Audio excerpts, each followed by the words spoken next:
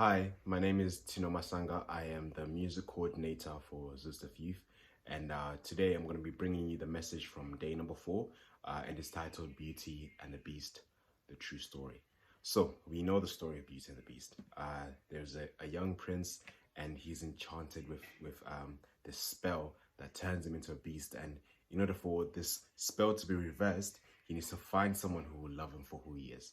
And then, this cute villager comes along, and she's minding her own business. She's looking for her dad, and then she meets this prince, this beast, and then they get to talking, they get to interacting, they fall in love, and boom, the curse gets lifted.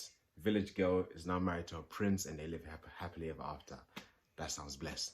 But today we're going to talk about a different kind of Beauty and the Beast, and the one that's mentioned in the Bible.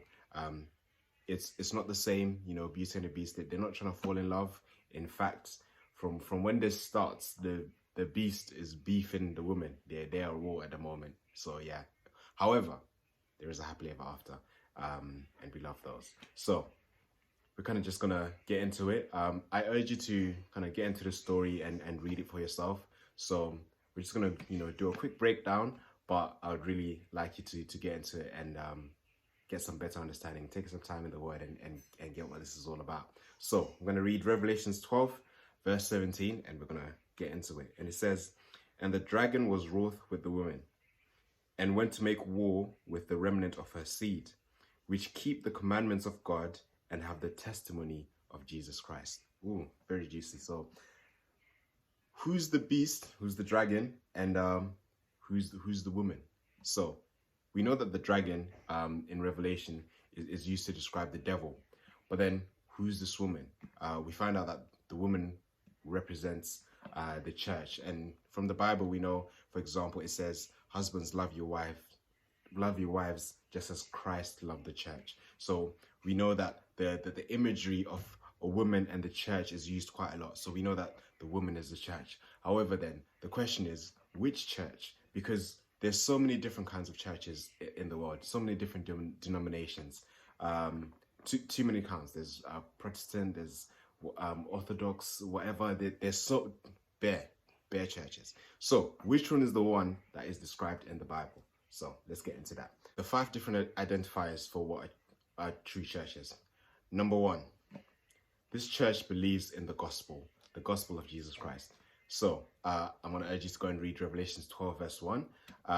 The second one is it has hope for the second coming and the second advent of Jesus Christ as well. And with that, Revelations chapter 12 verse 2.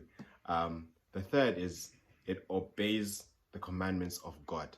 And I'll couple that with the fourth, which says believes in spiritual gifts, and especially prophecy, the gift of prophecy. And to that, I'll give you Revelations 12 verse 17 again, because in that verse, it actually goes on to describe exactly who the beast is going after. And it says, "And went to make war with the remnant of her seed." Okay, we know that they're beefing, but then it goes, "which keep the commandments of God and have the testimony of Jesus Christ." So that's point number 3, keep the commandments of God. And then point number 4, have the testimony of Jesus Christ, telling that they're going to be telling people that Jesus Christ is coming back. And it kind of leads to all those points that we mentioned before.